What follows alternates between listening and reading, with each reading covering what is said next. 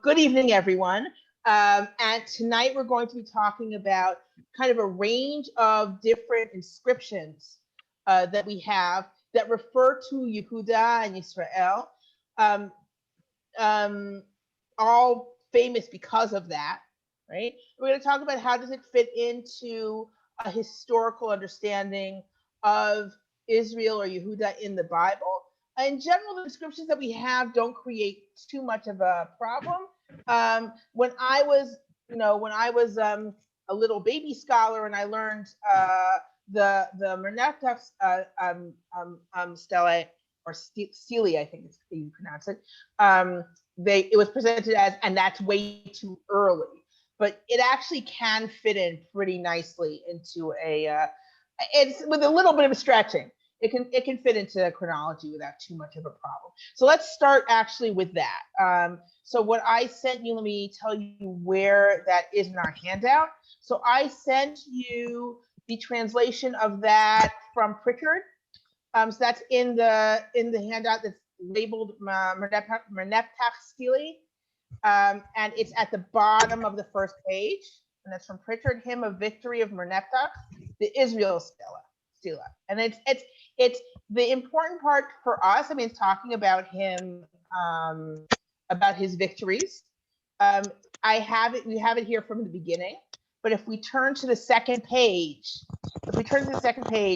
that's where our the second page? No, it's and the third page. That's where the important stuff where biblical scholars is. This is one of the reasons why people hate biblical scholars. Because people find this big monument and they're like, it's so important. And they're like, no, we don't care about that. Just that paragraph. That's the only thing that matters. But the fact is, this is what we care about. So if you scroll to the third page in that handout, where we have the princes are prostrate saying mercy. Not one raises his head among the nine bows. Desolation is for Tehenu. Hati is pacified. Plundered is the Canaan with every evil. Carried off is Ashkelon. Seized upon is Gezer. Yanoam is made as that which does not exist. Israel is laid waste. His seed is not. Huru is become a widow for Egypt. Now, where are these places? Canaan, we know. Ashkelon is as more or less where Ashkelon is, right? It's on the sea. Gezer is in the Judean hills, more or less. Yanoam is in Syria, I believe.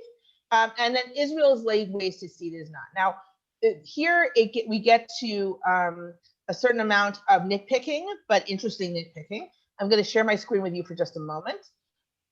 All right, let me scroll here. Okay, so this is how Israel's written. You can also see this by the way, on the Wikipedia page for this for the Merneptah stele. Okay, so you see that this is Israel, and this is the symbol that says what is this word, right? Now, normally, if it would be a state, right, a country that we defeated, like a land plus a state, you would have mountains here. You wouldn't have this. This is a foreign people, okay, as opposed to a state. All right. So the argument is that, in fact, here, as opposed to the other places that are said, we defeated this city, right? We defeated this state. Israel is not a city. Israel is a nomad people, right? That's just kind of settling in that area, which works pretty nicely with a chronology. What is the chronology? Stop sharing. So what is the chronology that we have? Merneptah is the 13th son of Ramses II. Okay, the Merneptah stele, and you can see this in your handout. You have Pritchard's introduction, which gives you, I believe, it gives you a date. It says 1230 BCE. We actually kind of place it later than that. So if we, it's more like around 1200 BC, 1203 BCE, something like that. It was the end of his reign. So we say 1213 to 1203 BCE. So where does that place us in our ancient Israel chronology? Well, we consider usually, and I'm giving you like a standard chronology here that's not doing anything fancy, right? So you would say pre-monarchic Israel, that would be like the time of the Shoftim, more or less, would be 1200 to 1000 BCE in biblical scholarship. So you could say, well, this is just the beginning of pre-monarchic Israel. Like this is describing a campaign against this entire area. He defeated cities and nations with essentially like city-states, and he defeated Israel, who was this kind of nomad nation kind of settling in the area. They weren't really a state yet, and that's why it's described that way with the hieroglyphs. Now some doubt that. Some say, you know what? Scribes during this period were really kind of sloppy. So just the fact that they used one determinative over another determinative, yeah, they didn't feel like doing mountains or something like that. They were being a little sloppy. Really, normally they would have depicted it as a state. I do want to remind everyone, please mute yourselves unless you're asking a question, because the background noise comes through. Okay, so just reminding you. So that's the Merneptah stele. Now I do want to point out something, rather than just reading and saying, oh, look, this is the earliest reference to Israel, right? Which is important. It's maybe the only Egyptian reference to Israel. Someone stated there was another find that could be read. They want to read a word as Israel. Maybe it's Israel, maybe it isn't. So it's not necessarily the only one, but very possibly the only reference to Israel in Egyptian that we have from Egypt. At the same time, or your early Egypt. At the same time, so you could say it is the chronology. It's the chronology work because it seems that they're super early. Maybe not, you can fit it into the chronology without too much of a problem. And I want to point out, of course, that what does he say? He says he's wiped them out completely, right? He says Israel is laid waste, his seed is not. Okay, his seed is destroyed, essentially. So that sounds like that's it. I just destroyed all of them. That's it, completely destroyed, right? Which is not the same as plundering Canaan, carrying off Ashkelon. It really sounds like we just eliminated Israel, right? We eliminated Israel, and we know that Israel was in no way eliminated. Israel was not eliminated. So just to remind you that whenever we see an ancient inscription, we don't take it super literally. One assumes that there was a defeat. You don't have to assume much more than that, right? As we've mentioned, and we're going to look at the Mesha stele, there's a kind of just a general practice to exaggerate your victories, right? And of course, minimize any defeats. So on that note, actually, I'm going to pause for questions.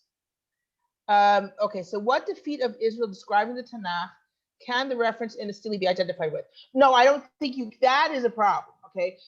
If you want to find this war in Tanakh, it's just way too early. Like if you want to keep this dated, right? And you're like, okay, this is in the very beginning of the pre-monarchic period. Think of it like it's Yoshua Shoftim, right? Like put it that way, right? It's the beginning of the judges, before the judges, right? Or beginning of the judges. Let's say you use the standard chronology, right?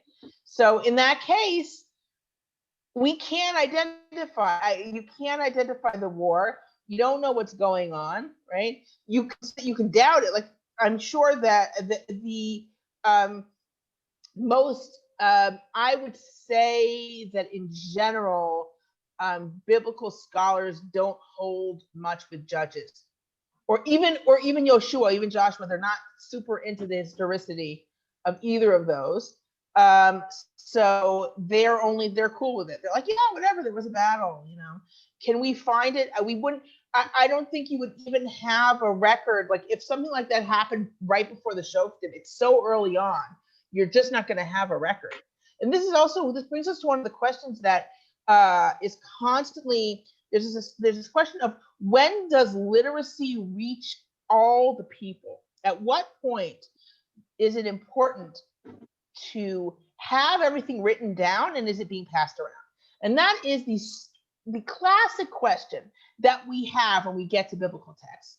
It goes along with the canon, right? What books get into the canon, right? But it's also a question. This was one of the things I was thinking about talking about when we got to Empire. And then I said, no, I'm not going to do Empire. Yeah, maybe I will, or maybe not, right? But let's talk about it now. So let's talk about it now. One of the classic explanations of why you have, okay, let me put it this way. Let me take a few steps back, okay? The non-traditional approach is going to put the books of the Bible at their earliest in the period of the United Kingdom, okay? They're going to say, okay, there's some poems from the time of the Judges, maybe, but the books themselves are not going to start until you have these kings, okay? Why? Because first of all, they do, their textual analysis, and they don't see how it could possibly be, and blah blah blah blah. Okay, put that aside. I'm not a super fan of source criticism, even though, as I've said, it works super nicely in the beginning, which is why it's so compelling. If you start from the beginning of Breshit, right? That's why you're willing to forgive it stuff once you get to Noach and things don't work. Once you get to Noach and you have this little piece, it's got to be in both of them. It's been working so well till then, you're like, but, okay. And then of course, afterwards, it actually completely, from my point of view, it really loses its ability to kind of carry things. But going back to why, so that's always a question, like things that we from a traditional perspective just assume. In general, scholars are going to say, well, why, right? Why write these books? Why would you have these books written, right? Why would you write them? Why would you copy them? Why would you promulgate them? And of course, their answer is going to be, what if you got kings? What's the reason? Because propaganda, right? Propaganda. Who's the guy who can hire a scribe to just sit and write books? It's going to be the king, and the king's going to do it for a reason. He's not going to do it from the kindness of his heart. He's going to do it to kind of set up, explain his rule, and explain the history of the nation, and explain, like, the problem is, of course, that you have a lot of books that are attacking kings, and they're attacking all of them, right? I mean, if you read again the book of Samuel, the book of Shmuel, David he's not super whitewashed in that book. Right? The whitewashing, I'm sorry, comes much, much later. In the book itself, you're like, he's kind of, the beginning, he's kind of, excuse me for what I'm going to say, okay? I don't mean to offend it, right? In the beginning, he's kind of a hoodlum, right? He's got like this group, this gang, right? And someone doesn't give them protection money. He's like, now I'm going to kill him, right? And the wife's like, no, don't do that. That would not be a smart thing. That would not be a good thing to do. And this isn't, it's not appropriate for, and he works his way up to be king, and he has he's got God on like direct dial, which is very helpful for him, right? But he's still human, and you really see the human stuff, and you really see the stuff that like he does badly. So the question is, well, what king wants to say that David did all this stuff? I mean, it's a great book. It's fun, it's fun to read. I remember reading a novelization of Shmuel, which was told from Uriah Hittite's point of view. A lot of fun, right?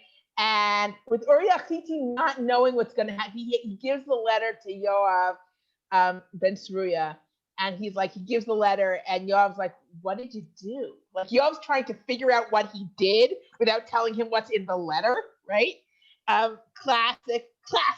It's a classic dramatic setup, but everything. But I was reading the book, and I hadn't read the book of Samuel. I hadn't read Shmuel for a while. And the most dramatic stuff was, oh, wow, that is over the top dramatic. That was the stuff that was straight from the book. That was the stuff that was straight from Shmuel, right? Yonatan gives him his cape, and he's like, I'll be your second, and all these things that you're like, oh, wow, you could have taken it from like an Asian drama. Okay, I've been watching Asian drama, so I'm sorry for going off on this for a bit, but so I have my, your question is like, why is this propaganda? Why? But it does show that David and God are like that, right? Like David constantly asks God, right? He's always asking God what to do, and he's always getting an answer practically until he screws up, right? Until he screws up, and then everything falls apart. And everything falls apart from within his family because he can't distance himself from his family to be king, right? There's this whole the tragedy of David, right? Is that he doesn't make royal decisions when it's going to harm a member of his family. He can't make that divide, right? Oh, my apologies. I know you guys aren't here for this. Okay, going back to our historical stuff. What is in terms of empire, right? So the idea is there's this idea that the kings are the ones who are promulgating a lot of these texts about, this is what God wants, and this is the history of the people of Israel, and this is the history of the kings, right? And you don't even have this kind of copying. Now you could even from a traditional point of view, you could say, look, stuff is there, but when do people start reading it? When are there multiple copies made that people have access and know it?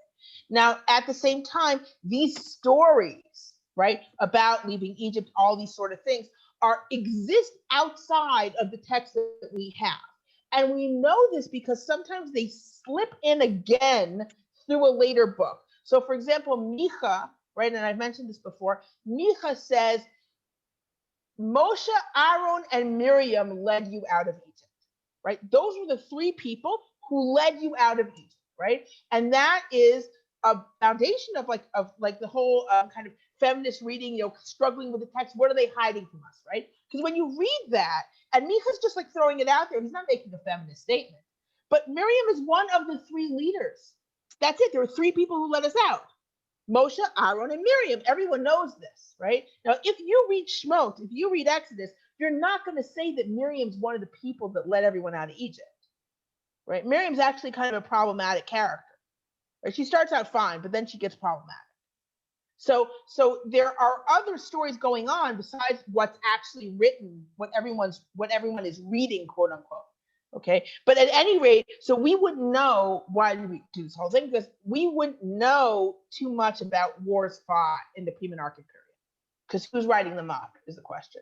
Who's writing them up? Especially if we're talking about a people that's still mainly nomadic, right? You're not writing inscriptions, right? Because you're this mainly nomadic people trying to kind of get a foothold in this country, right? And you don't have a heck of a lot of extra time to write books about wars you lost. Right, so it's not the sort of thing that we would even necessarily expect to find. That was a long and somewhat self-indulgent tangent. My apologies, but I had a good time.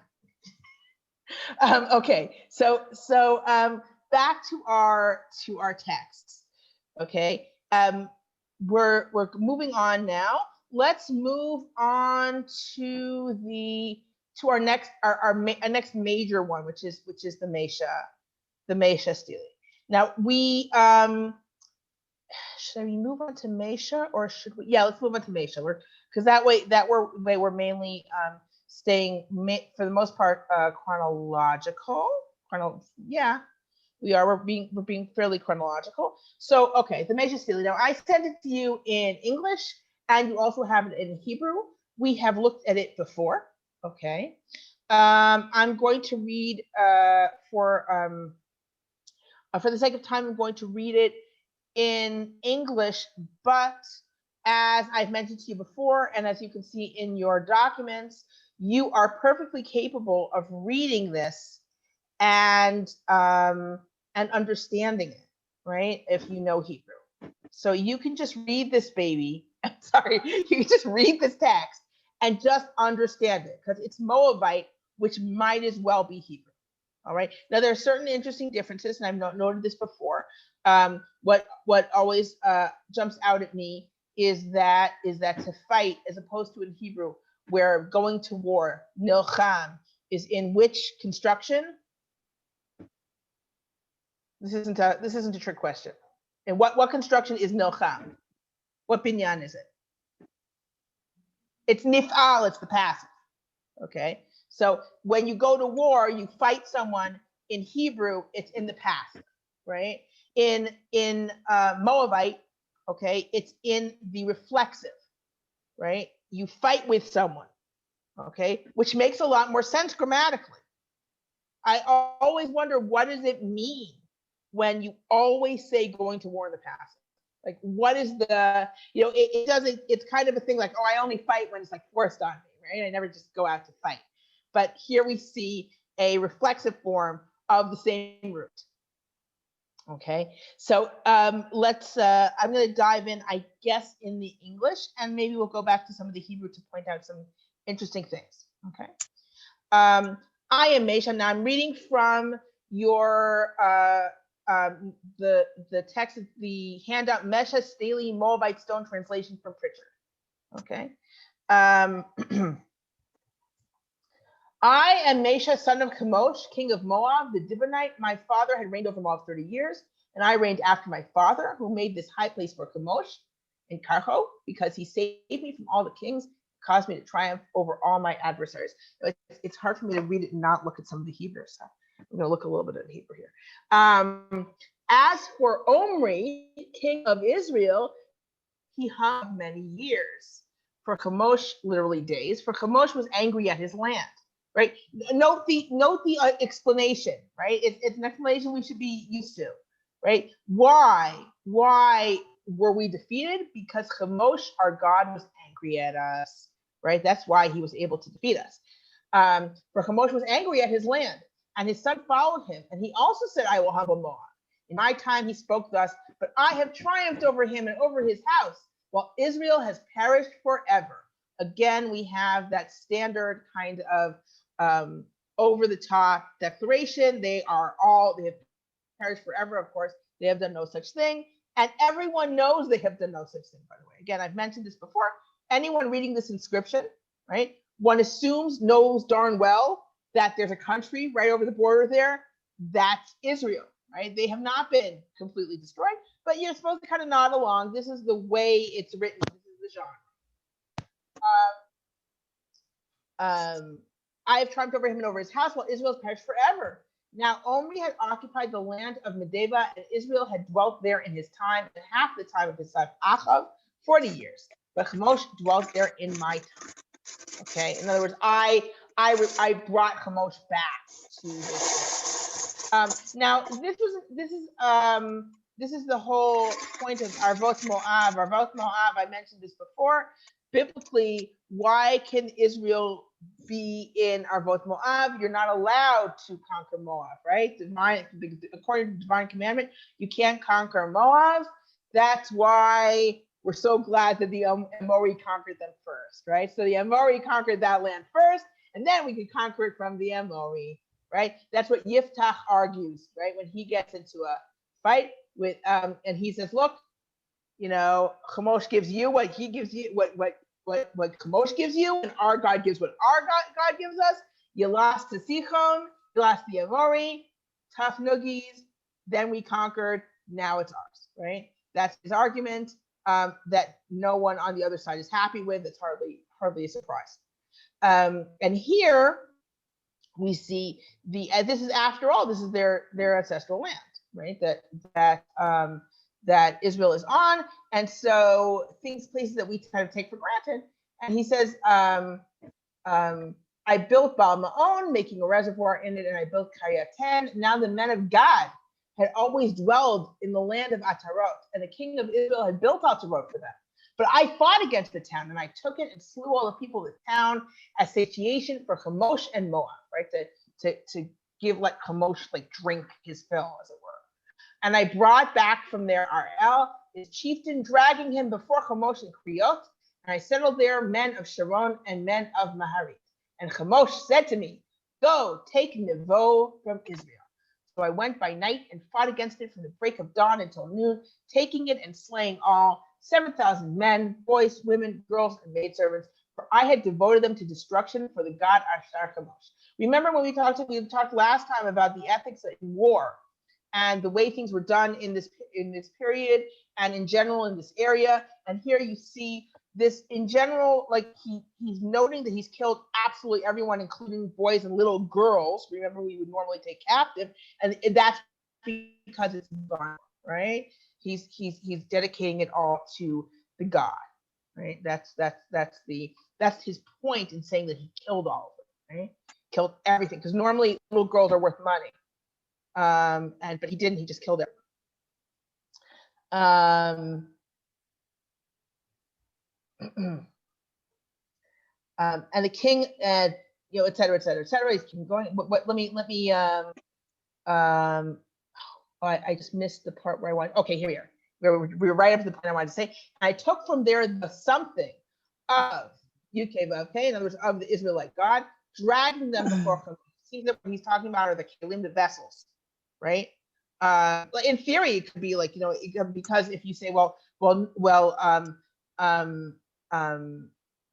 if you say, oh, people were idol worshippers, you say, were there idols of I don't think so. I really don't think so. I think that he took from there the kelim, right? The vessels of UK, and he dragged them before Chemosh. Why is that an important note? Because normally what you would say is, you wouldn't say I took the idols. You would say I took the God and I brought him to the temple of Chemosh. In other words, that shows the defeat of the God, right? He's not saying that. He's saying I took the somethings of the God. And why? Because there wasn't an idol. The God wasn't there. He couldn't take an idol and say, I brought the God to Chemosh, right? As a captive, as it were. Instead, he could take everything that was in the temple. So he did that instead. And he said, it's like he did the idol thing, right? He took the vessels.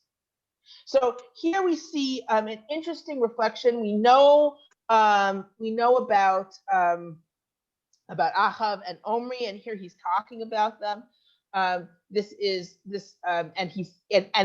clearly, on the one hand, he defeated them. On the other hand, it's very much it's a very important defeat. It's a very important victory, much as Sennacherib's victory over Lachish is very important, right? It's worth noting, and it's a big deal, right? So we see that you've got a pretty prosperous country state under Omri and Achav, which we could understand from the biblical account.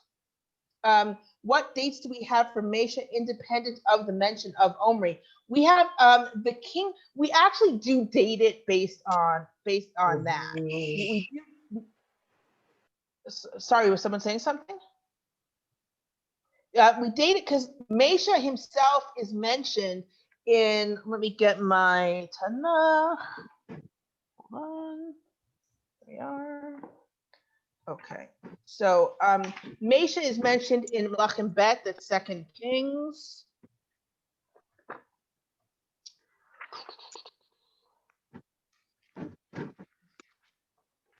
Get the reference. Okay. So if you read in Melachim Bet, 2 Kings, Perek Gimel, Pasuk Dalet, that's 3-4. So 2 Kings 3-4.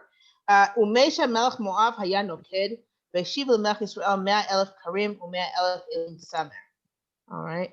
And so Mesha, the king of Moab, he had flocks, and he returned to the king of Israel. Really, he gave to him as a kind of as a vassal, almost 100,000 sheep and 100,000 wool rams. And then it goes on and says, "Vayhi kimot Achav," and when Achav died, and that's when the king of Moab rebelled against the king of Israel, right? And actually, it sounds like so while he's saying I defeated him, so you have what you do have is you could read it as two different accounts of who won when, right? Because it sounds from the inscription as if he defeated Achav. It sounds from our book as if he waited till Achav died and then he rebelled. Okay, that while Achav lived, he didn't have the guts. And when Achav died, he took his opportunity and then he rebelled. So we actually date this more according to the biblical text than the other way around. So so that's an interesting picture. And if you contrast it, you do actually get a kind of a chronological framework that way. If we started with Egypt, where possibly they're referring to Israel just as this kind of wandering nation, maybe. And here we already have it. We are well beyond the United Kingdom. We're at the divided monarchy, and we know that Achav and Omri from our books, we already know that they were very successful, and this is what we see. So let us continue with the tell. No, that wasn't what I wanted to do next. Just a moment. Yes, let's go to Sennacherib. Okay, so we were talking about Sennacherib last time because we were talking about the kind of wars he waged. We looked at the Lachish reliefs and we saw kind of how people were taken captive, how people were slaughtered, and we saw a little bit of the way Assyrians waged war. Now, again, the Lachish reliefs are on a main passageway in the palace, so that was clearly considered a very important victory, which is a little weird if you're used to the biblical account, because Lachish is barely mentioned in the biblical account. In the biblical account, Micha mentions Lachish as one of the cities that's falling or going to fall, but it's just not, as opposed to the way it's being presented, as if it's this major city and tremendously difficult, and it seems it was tremendously difficult to bring down. In our biblical account, we barely know about it. We don't, it's just not. Now what it is near Jerusalem. If you've been to Lachish, so it's not far from Jerusalem, and we do know that essentially he conquered Lachish and then he sends to Jerusalem, right? So Jerusalem's his next stop after Lachish. So what happens? How does Sennacherib himself talk about his victory over Israel? So let's turn to the handout, the Annals of Sennacherib. Okay, and if we look, he's talking about what he does essentially in the whole area. Let's turn to the second page of the handout. Excuse me just a second.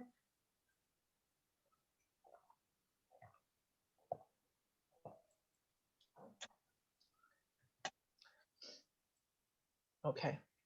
He's talking about Eltekah and Timnah and Ekron, and then he gets to as to Chizkiyahu, the Jew, really more like the Judean, right? As to Chizkiyahu, the Jew, let's just call him the Judean. He did not submit to my yoke. I laid siege to 46 of his strong cities, walled forts, and to the countless small villages in their vicinity, and conquered them by means of well-stamped earth ramps and battering rams brought thus near to the walls, but combined with the attack by foot soldiers using mines, breaches, as well as sapper work. Now, again, if you recall the Lachish reliefs, we saw a lot of that. We saw the ramps, etc. Mary, where are you exactly? Yeah, which text are you in? I'm in Annals of Sennacherib, the siege of Jerusalem. It's a separate document. You have okay. that? You guys found it? Yeah, and I'm reading from page 2. Okay, you have it from the beginning of Sennacherib's thing, and I'm reading it from page 2. All right. So again, as to Chizkiyahu the Judean, he did not submit to my yoke. I laid siege to 46 of his strong cities, walled forts into the countless small villages in their vicinity, and conquered them by means of well-stamped earth ramps and battering rams brought thus near to the walls, combined with the attack by foot soldiers using mines, breaches, as well as sapper work. I drove out of them 200,150 people, young and old, male and female, horses, mules, donkeys, camels, big and small cattle beyond counting, and consider them booty. Now, I'm going to remind you again of the release of the Lachish reliefs, which shows, of course, the driving out of the people, in fact, with their animals. Himself, I made a prisoner, himself meaning Chizkiyahu, I made a prisoner in Jerusalem, his royal residence, like a bird in a cage. I surrounded him with earthwork in order to molest those who were leaving his city's gate. His towns, which I had plundered, I took away from his country and gave them over to Metinti, king of Ashdod, Padi, king of Ekron, and Silbo, king of Gaza. Thus I reduced his country, but I still increased the tribute and the Katru presents due to me as his overlord, which I imposed later upon him beyond the former tribute to be delivered annually. In other words, let me actually finish it. Chizkiyahu himself, whom the terror-inspiring splendor of my lordship had overwhelmed, and whose irregular and elite troops, which he had brought into Jerusalem, his royal residence, in order to strengthen it, had deserted him, did send me later to Nineveh, my lordly city, together with 30 talents of gold, 800 talents of silver, precious stones, antimony, large cuts of red stone, couches, his own daughters, concubines, male and female musicians, in order to deliver the tribute and to do obeisance as a slave. He sent his personal messenger. Okay, so what is going on here? Is again not something that this doesn't contradict the biblical account. It paints a picture that we could miss if we didn't pay attention, if we weren't really paying attention. Okay, so if we read Yeshayahu, Isaiah, right, he says the entire area of Judah is just completely devastated, and Jerusalem is there like a shepherd's hut, right? It's just like they're like a hut among the complete devastation that is Judah. Okay, if we read the account in Melachim, though, if we read the account in Kings, that's not really the picture we get. The picture we get is of the miraculous rescue of Jerusalem, right? In other words, we get the picture that the northern kingdom is exiled because they sinned, right? But they're completely exiled. Okay, they're gone. All right, no one's left. And then he comes to Yehuda, and it's terrible, right? And he lays siege to Jerusalem, and everyone's like, what are we going to do? And you have the whole fight with the two women over the kid, who's going to eat it, right? It's horrible. And then the lepers leave the town, and they, there's a miraculous rescue of Jerusalem. Miraculous rescue of Jerusalem. So all the rest of Judah, and you don't really concentrate so much on just what this meant to Yehuda, to the area of Judah, which is a country, it's a state. So what we're seeing here is another side of it, which sounds like it's a fairly truthful account, or not, maybe exaggerated, but it sounds like, yes, he took cities away and gave them to other people. He increased the taxes. Why was Jerusalem saved? Was Jerusalem not destroyed? It isn't super clear. I just want to point this out. Even if we read it and we're like, okay, so afterwards he increased the tribute, right? He increased the tribute that Chizkiah was going to have to pay for him, even though he had fewer resources to pay it with. In other words, he took cities away, and he says, and you're going to have to pay me more. Like, you have even less to pay with now, and you're going to have to pay me more.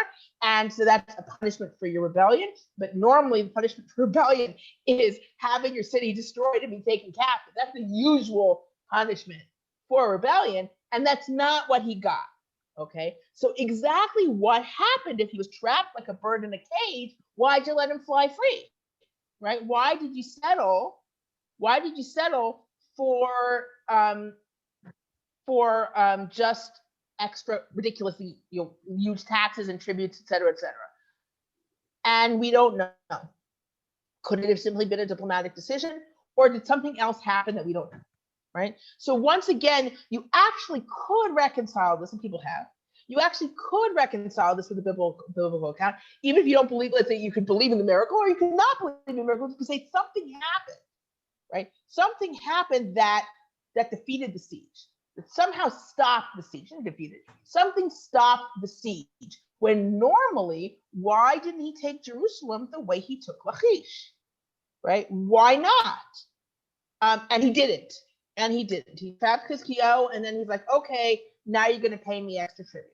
And and he does, right? It was not a victory for Chizkiah, but it also set up that very harmful belief in Jerusalem that no matter what we do, Jerusalem will be fine because God lives here. And that's why we survived Sennacherib, right? When you read this account, you understand in a more complete way just how victorious Sennacherib was, just how much devastation he delivered, and why it seems so unlikely that Jerusalem was going to survive. And it helps you understand why afterwards people who lived in Jerusalem were like, that's it, God lives here. We can't be taken, because by all rights they should have been taken. By all rights they should have been taken. Okay, and they weren't. And so that very harmful belief follows them and continues on for a very long time until, of course, the first destruction proves it wrong, right? And that's the very deep belief that Jeremiah argues against over and over and over again. No, guys, it doesn't matter. It doesn't matter that you're God's loincloth, quote unquote, because you are a rotten loincloth. If you remember that symbolic story with Yirmiyahu, he has a loincloth, he has to put it in the place it rots. Then God's like, now put the loincloth back on. And he's like, but it's ruined, it's destroyed, there's nothing, I can't use it. And God's like, yeah, that's Jerusalem, right? Yeah, I did dwell there, but now they're rotten and there's nothing, there's no use. If you're rotten, then you're not my dwelling place anymore. So that kind of fleshes out a lot of the history of particularly the Judean, in this case, particularly the Judean kingdom. Now let's take one brief look because I'm going to pause now for questions, and we're going to just take a quick look at the Dan inscription because you have to look at the Dan inscription. But I don't have a lot to say about it. Just warning you. So, okay, yes, questions. Any more questions? Oh, the biblical. Just a second, Dina. Yeah. I'm just reading this, and then you can go.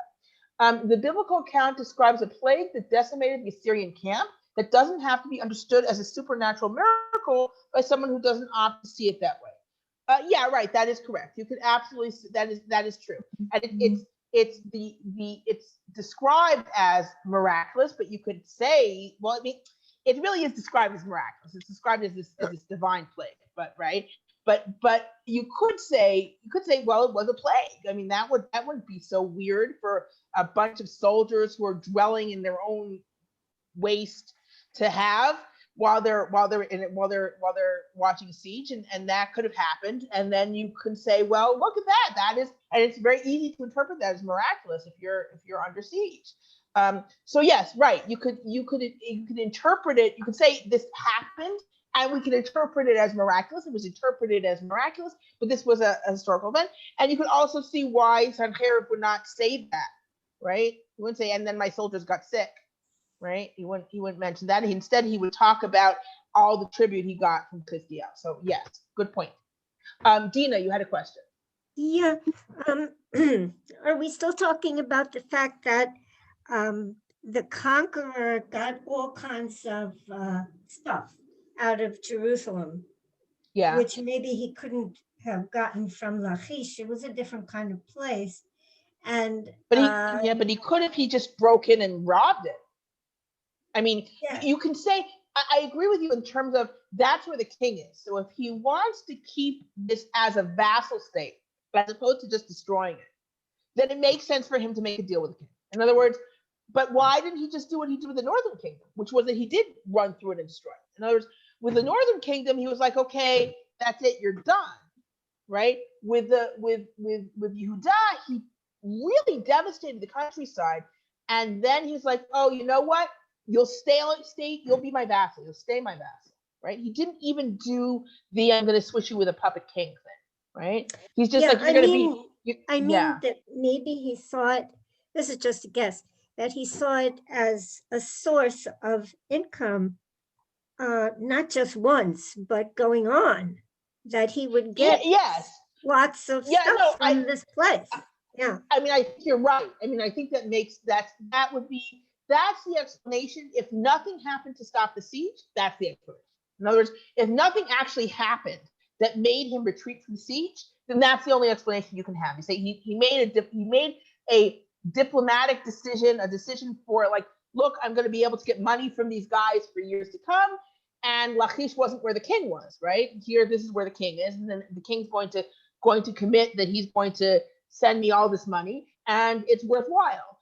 But it wasn't worthwhile for him in other places. So you wonder why. You really do wonder why. After he made this big fuss about conquering Lachish, why he would just let Jerusalem go. Because the way he was going, and also it certainly to anyone at the time, it would look like his goal was simply to conquer the entire area. I'm just going to remind you, he had already exiled the Northern Kingdom, right? So the Northern Kingdom was already taken over, and then he was going for Yehudah. Anyone just watching this would say, "Oh my God, he's just going to conquer all of us and kill or make captives out of all of us," right? And that's his goal. That's what it looked like, right? And instead, there was this sudden diplomatic decision about Jerusalem, right? After he had already gone through the countryside. So absolutely, if nothing happened to stop the siege, that's the only explanation. It would still seem, I think, even if it would seem miraculous to anyone at the time, I think it really would, because that's not what anyone would expect to happen. Yes. Any other questions? Miriam? Cheryl, go ahead. Yeah. Maybe he makes such a big deal out of Lachish and the reliefs because he didn't get Jerusalem. I mean, maybe. That's a nice point. That's a good point. You know, that is absolutely, that could absolutely be. Sure. And I have a question about text also. Sorry? This is all in the first person. Did Sennacherib dictate this, or is the scribe just taking his voice? This is a first person account, but I can't believe he sat down and wrote all of this. No, I assume he either dictated it or had someone write it and then vetted it. You know, I mean, how I don't like I work, my day job is in marketing, and how many people write blog posts in someone else's name, right? Because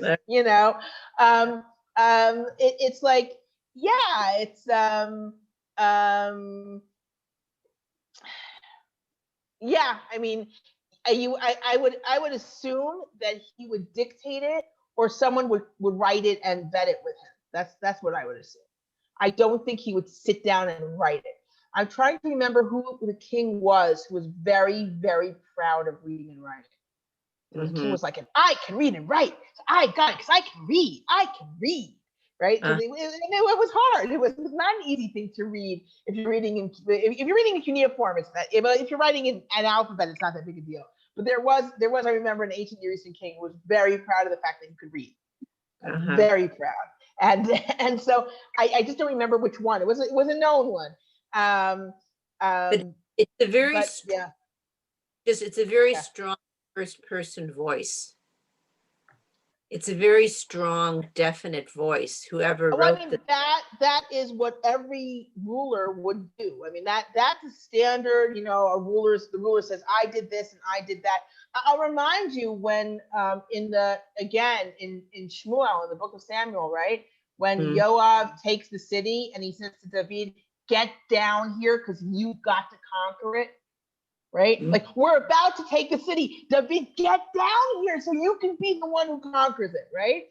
Because the king he had to conquer it as the king. But was he really the one who was conquering it? No, he was busy with Bathsheba, right? So that's that story. But it was a standard way that kings would talk about themselves in all these inscriptions, right? Did they compose it all themselves, or did someone else compose them and then they said, "Okay"? I don't know enough. I do think that they did a lot of dictating. To be perfectly honest, we have kind of depictions of scribes sitting in front of the king. I think kings did a lot of dictating of stuff. Most of today's politicians, they have a comment here from Susan. Most of today's politicians have speechwriters who write in the first person for the politician. Yes, absolutely. Anyway, so let's take a quick look at Tel Dan. Did I send you guys Tel Dan? Because honestly, there wasn't a lot. I think I did, right? I think I sent you Tel Dan. So here, let's take a look at Tel Dan. Here's the Tel Dan inscription. Okay, so let me I'm going to share my screen for just a second so you see the original alphabet that it was written in. Hold on just a moment.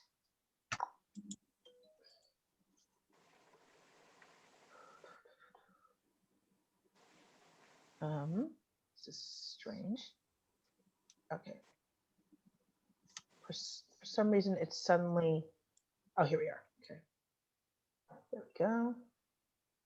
Okay. So I'm going to switch here. We are. Okay. So you see, this is just in Wikipedia. It's pretty easy to find. And here we have the actual, there we go. This is the kind of a paleo script where you can actually read, as long as you know the alphabet, you can easily read this.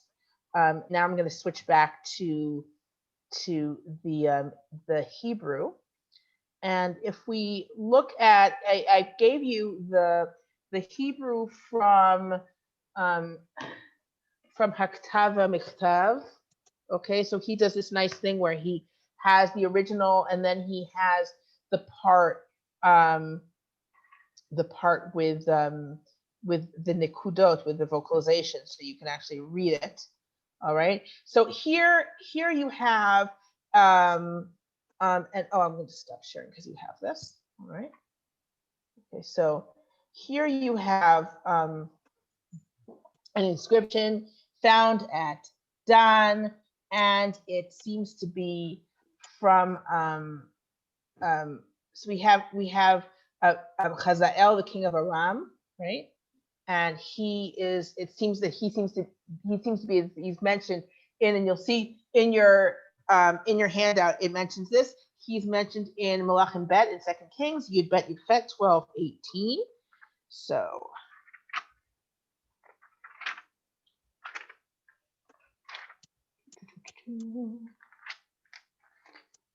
okay. Az Yaleh Chazael Melech Aram. Then Chazael, the king of Aram, went up, Vayilachem al Gat v'Yilkedah, and he fought over Gat and he trapped it. Vayasem Chazael panav lalot al Yerushalayim, and Chazael intended to go up against Jerusalem.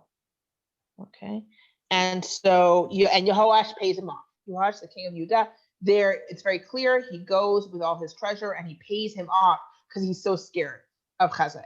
So here it seems that you can see he mentions Gezer, right? Note here once again we have the reflexive of to fight. Behil tachmei, when he fought. See the lamed and the tough. It's a reflexive. Behil tachmei, avel. And there's not much, honestly, to talk about here. He's because a lot of it is restored. If you look at the piece below, the part that's got the vocalization, then he could, a lot of it is restored. We do have Melech Yisrael, king of Israel, right? And we have Beit David, which is a very important thing, house of David, right? And people argue if that is actually Beit David. People argue, is that word actually house of David, right? Here you have restoration. Yehoram Melech Beit David, Yehoram, the king of the house of David, Beit David, one word, right? But we don't, that's completely a reconstruction. We don't have that. So you have a mention of, so we have a mention of the king of Israel, which at this point doesn't surprise us at all. And the mention of the house of David, which does, right? Why is the house of David such a big deal? Again, it's Beit David. It's one word, Beit David. So you could say, well, maybe it's some other word that that we're not reading correctly. And there is an argument about it. But if we say that it's the house of David, well, this is an unusual reference to David as a king. We take it for granted that, of course, David was a king, and of course, we know when he ruled. But people who like to doubt everything that's in the biblical history were like, it was no David. He's like some kind of legend, or maybe he was just this little hoodlum, or who knows what he was. And here there seems to be the idea is there's a royal house of David that people are still talking about many, many, many years later. And that people still think of it as the royal house of David. That's why that word is important. And that is kind of the importance of the Tel Dan inscription, because again, it's very fragmentary. You have essentially two pieces that they want to put together. The reason they have two pieces is probably because it was smashed in anger, right? Because it's talking about the conquest of Israel. So like they smashed it. And it was already smashed in ancient times, apparently. And so this is another situation where you have where we try to flesh out a little, but in this case, we're really not fleshing out anything we didn't know already. Really, what we're doing is we're trying to verify. We're trying to say, oh yes, it happened. There was a David, like that. There was a David. So that's the importance of that inscription, which is why I find it a little bit less interesting, right? I mean, it's nice to have, but it doesn't add much. It's not like the Sennacherib inscription where you're like, oh, that's why everyone in Jerusalem was so convinced that Jerusalem has something special, protecting it. Like even in the miraculous description that you have, or essentially miraculous description that you have in the biblical account of the saving of Jerusalem, right? Under Chizkiyahu, you don't get the same sense that everything else was destroyed, right? You don't really, because you don't know. It's not hiding it from you, but you're supposed to just kind of know, and we don't anymore, right? We don't realize what it means that he came up from Lachish to kind of camp out against Jerusalem. We don't know what that means. So we're just like, oh, okay, he's attacking Jerusalem because he exiled the northern kingdom and now he's trying to attack the southern kingdom. No, he conquered the southern kingdom. He laid devastation. He laid everything to waste. And now everyone's assuming that he's going to conquer Jerusalem, and it doesn't happen. Yes, Dina, you have another question.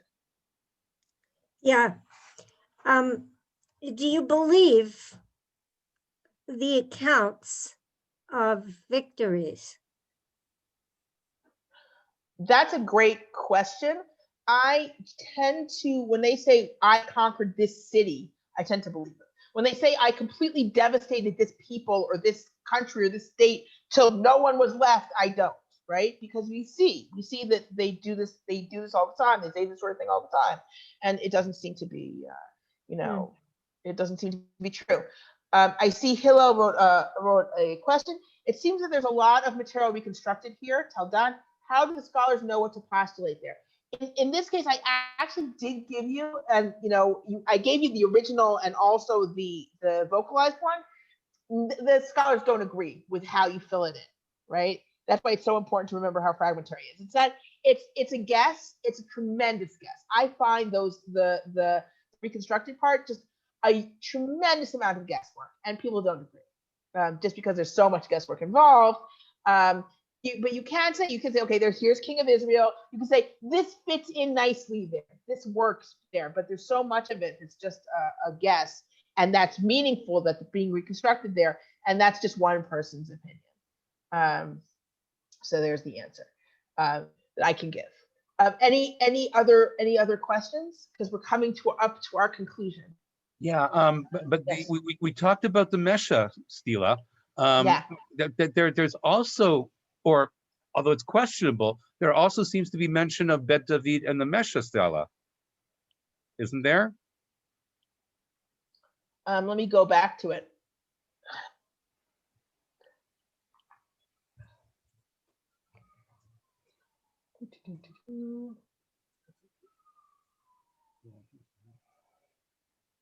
You mean it's Ariel Davido? That's it. Is that what you mean? Maybe. If you help me with a, you know what, I'm going to look in the English because it'll be faster for me.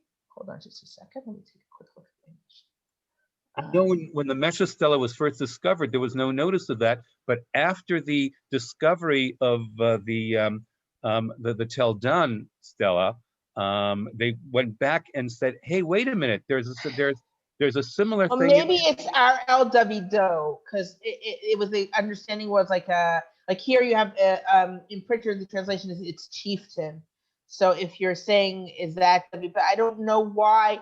See, he's talking about Israel and he's just talking King of Israel.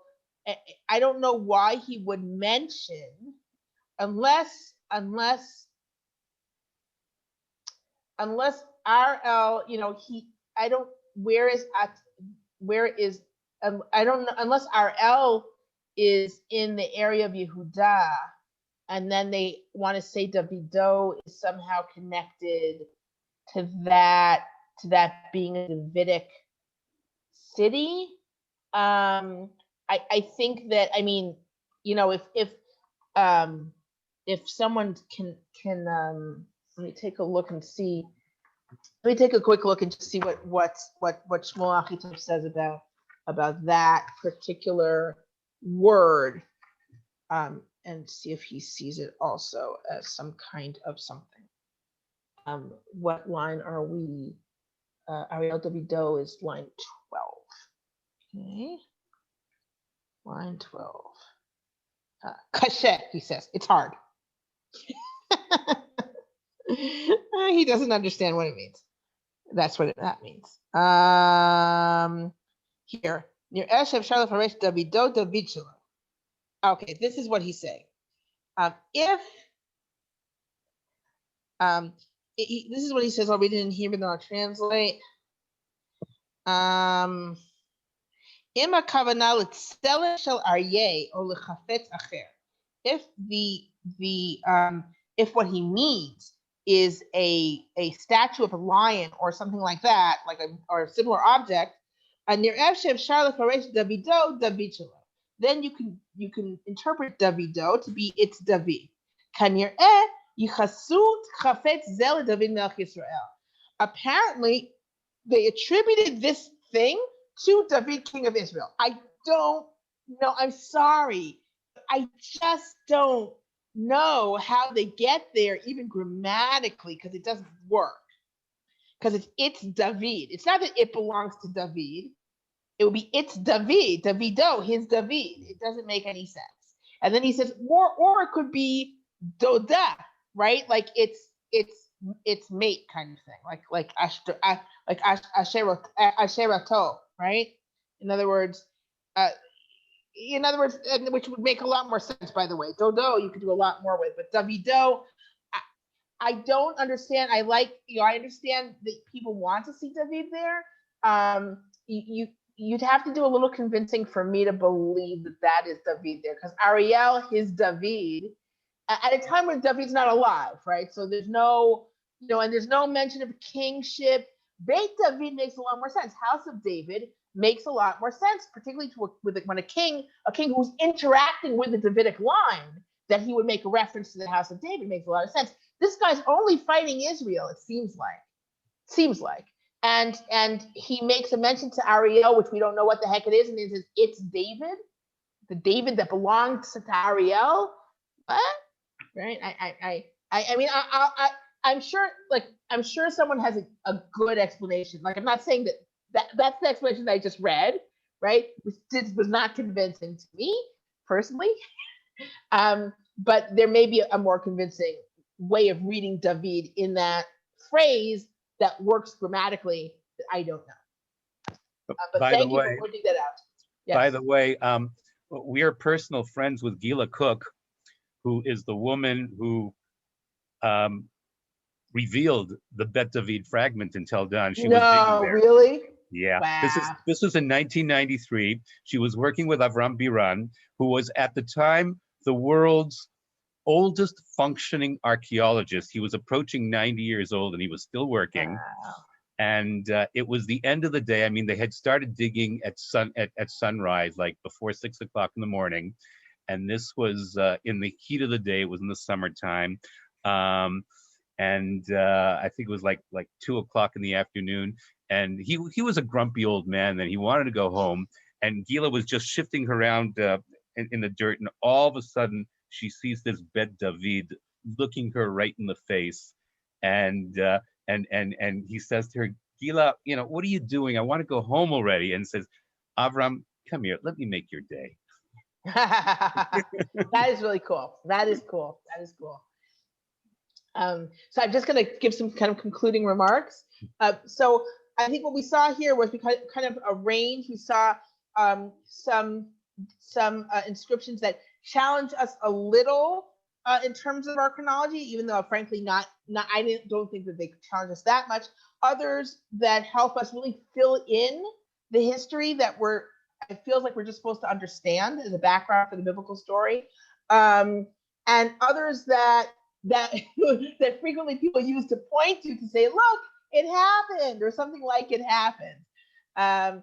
but I think that it's nice. It's nice that we live in a time where we actually have this range of inscriptions that can kind of enrich our knowledge of that period and see kind of similarities and differences also with the surrounding peoples. Final question I see from Susan. Were you talking about a David reference in the Mesha stele, not just Taldan? Right. We were just talking about how in the Mesha stele, which is mainly talking about Israel, some people read a certain word as referring to David, whereas most people, even though there's arguments, I think there are still arguments about the Beit David word, but most people do want to read Beit David in the Taldan stele. So thank you everyone for joining me, and have a good evening. I will send everyone the list of topics so that you can kind of react and also propose other topics. Please, if you're not on the email list, please get on the email list. Email me so you're on the email list, and so I can get your responses. My pleasure. Okay, does someone have another comment? I don't want to cut anyone off. Okay, thanks everyone.